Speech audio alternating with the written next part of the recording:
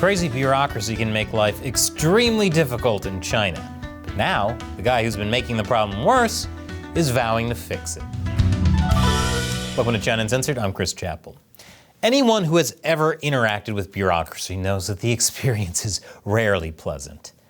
But China, under the Chinese Communist Party, gives a whole new meaning to the term bureaucracy. For example, back in 2015, a young woman applied for her teacher's license. She was told that to get the license, she needed to provide a clean criminal record from her neighborhood committee. Not a bad idea. No one wants to see a criminal teacher, unless of course you're rewatching Breaking Bad for the 11th time. But when she approached the neighborhood committee, they told her that before they could help her, they first needed to see proof of a clean criminal record from the local police. The local police, however, first needed to see the right papers from the local criminal records unit before being able to give her the proof. But the local unit first needed to see proof that there was proof of a clean criminal record. I've seen people have an easier time tracking down proof of a loving God. Case in point, how Cinnabons smell. Amen. At that absurd point, the woman was out of options. She was stuck in a bureaucratic loop where no government office was willing to take responsibility for something as simple as providing her with clean criminal records so she could get her teacher's license. It would have been easier for her to illegally forge proof, thus becoming a criminal while trying to prove she isn't one. So after the case went viral on Chinese social media, one user commented that every time you walk into a government place, there's a sign saying, "Serve the people." But if you actually want to get something done, it's virtually impossible to arrange it. Now obviously, horrendous bureaucracy is not solely a Chinese headache. You can find stories from all over the world about labyrinthine bureaucratic processes. Still, in many ways, China is in a class of its own. Now I know why paper beats rock. China's population is huge, and therefore, so is its bureaucracy. In 2015, official Chinese sources estimated conservatively that around 45 million people worked in government in China. And it's probably a lot more now, especially since the government has only expanded its reach since 2015. To make matters worse, the Chinese legal system the bureaucracy is working with is a complex tapestry of laws, norms, and regulations woven together from ancient traditions, communist doctrines, and modern reforms. Obviously, you'd expect some problems to come out of that. But how about constantly proving you're alive? That is what Chinese seniors have had to deal with in recent years, as officials require them to regularly return to the municipality that originally issued their identity documents to prove that they're still breathing if they want to access their welfare funds. It makes me tired just thinking about it. A few years back, a video went viral on Weibo showing a 90-year-old man in a wheelchair who had traveled more than 60 miles across the central Hubei province to prove he was in fact not dead. When he arrived, he needed to be helped up the stairs to the social insurance office by 3 men so he could have his picture taken and give his fingerprints. And he has to go through that every year. It's almost like they want him to see death as the more convenient option. But seniors aren't the only ones dealing with this kind of thing. In an equally extreme example, a Beijing resident that wanted to travel abroad had to first prove that his mother was in fact his mother in order to secure the proper papers that would allow him to travel. What, do they want the birth video? That story even attracted the attention of China's premier at the time, Li Keqiang, who called the case ridiculous and used it to harshly criticize the country's excessive regulation and red tape. It's so bad I wouldn't be surprised if they forced Chinese citizens to crawl out of their graves once a year to prove they're actually dead. But even though Li died in 2023, calling for more common sense laws in China didn't die with him. In fact, that agenda has been picked up by a man that has always received louder applause than Li, Chinese Supreme Leader Xi Jinping.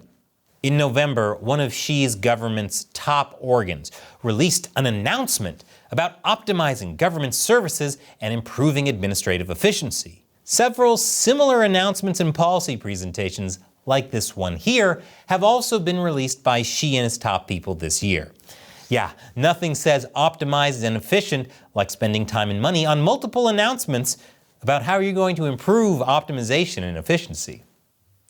It makes sense that Xi would take up the project. After all, he still needs to at least pretend a little bit to give the people of China what they need. And this reform is badly needed. The current system is a burden, not only on China's people, but also on Chinese businesses. Recently, for example, an array of restaurants, shops, and factories throughout China's southern Guangdong province suddenly simply up and closed their doors for days. The reason?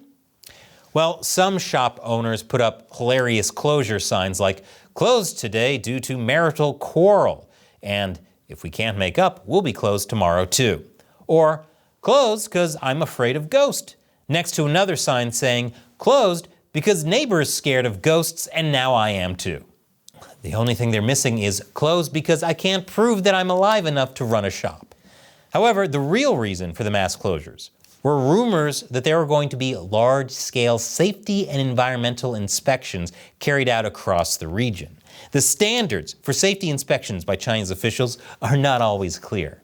And yet, failure to live up to them can result in fines so high that the businesses have to close shop permanently.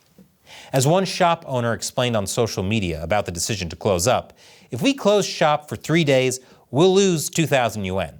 But if we open the shop for inspection, we risk being fined 50,000 yuan. This tendency to issue huge fines has been made worse by the financial challenges facing many local governments lately, with one legal professional in Guangdong telling U.S. media Radio Free Asia that safety inspections have become another way for local governments to raise money. It's like how the mafia used to shake businesses down for protection money, only instead these businesses were shaken down for money and left with no protection. The mafia is officially more moral than the CCP. The result? It's better to close up for a few days than to face an inspector who has been instructed to find something to fine you for. Of course, local government offices denied this and quickly issued statements, posted comments, and released videos trying to dispel rumors of fines being handed out.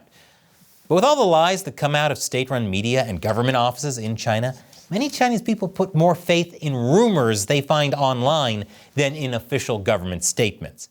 Heck, I'd have more faith in Fleetwood Mac's rumors than anything the CCP says.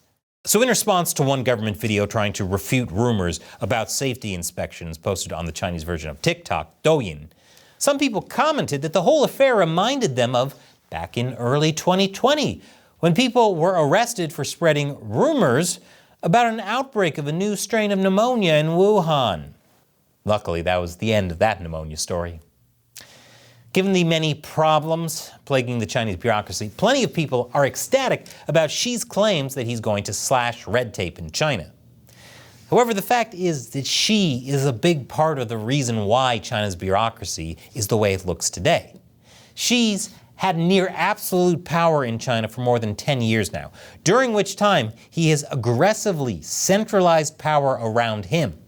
And centralization always leads to more bureaucracy.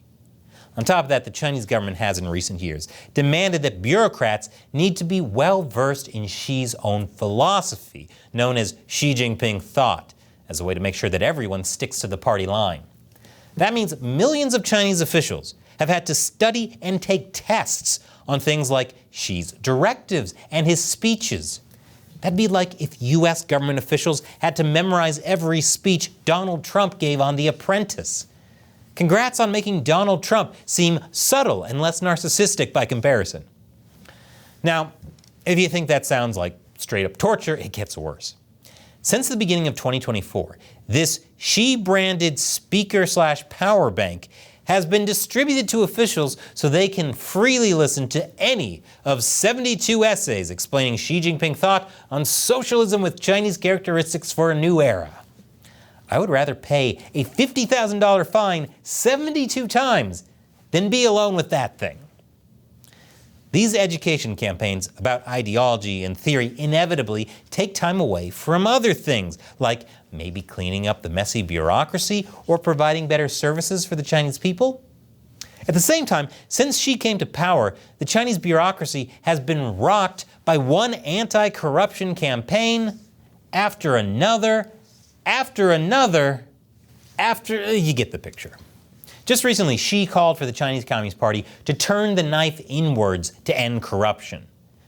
As if people haven't been backstabbed enough already. It's not that corruption in China's bureaucracy hasn't been a big problem that should be dealt with. But according to Reuters, despite the sweeping crackdowns, the party continues to be plagued by graft. Maybe because a lot of these so-called anti-corruption purges are actually just yet another way for Xi to centralize power around himself. Add to that these purges constantly risk paralyzing the state bureaucracy, as officials can disappear from one day to the next, while those that remain are left fearing whether they'll be locked up next. The atmosphere is so bad that some officials take drastic measures, like not answering their work phones or refusing to write instructions on documents in order to avoid the risk of exposing themselves to danger just in case corruption investigators are soon to come to a town near them. For other bureaucrats, dreaded investigations into illegal activities had led them to work very carefully within the rules and leave a detailed paper trail every step of the way in whatever work they carry out. Because of that, many local officials have become overwhelmed with paperwork, and a culture has emerged where leaving a perfect paper trail to satisfy would-be inspectors has become more important than completing actual tasks. In fact, according to The Diplomat, many officials now believe that their only responsibility is paperwork, and that the success of any policy has little to do with them. The entire system is basically a giant stationary bike, where no matter how hard you work, you never get anywhere, but without the benefit of shaping and toning your glutes.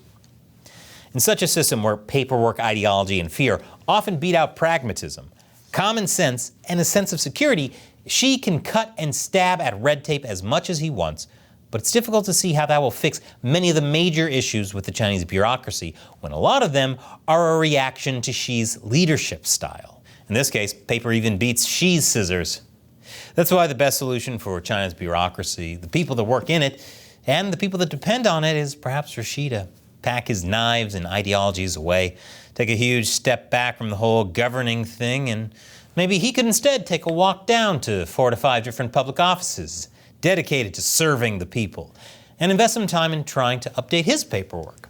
After all, can the government be sure that Xi's mother is actually his mother?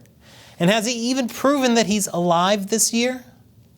Now recently, you might have noticed YouTube trying to make it harder for you to learn what's really happening in China. Secretly unsubscribing people, deleting comments. Over the last several weeks, China Uncensored's views have tanked. Meanwhile, we've seen YouTube promote a lot of pro-China content. Or is it just my imagination? You tell me. Seriously, please fill out this survey to let us know what you've experienced, if everything's totally normal, or if YouTube is doing some kind of suppression. The link is below. Once again, I'm Chris Chappell. See you next time.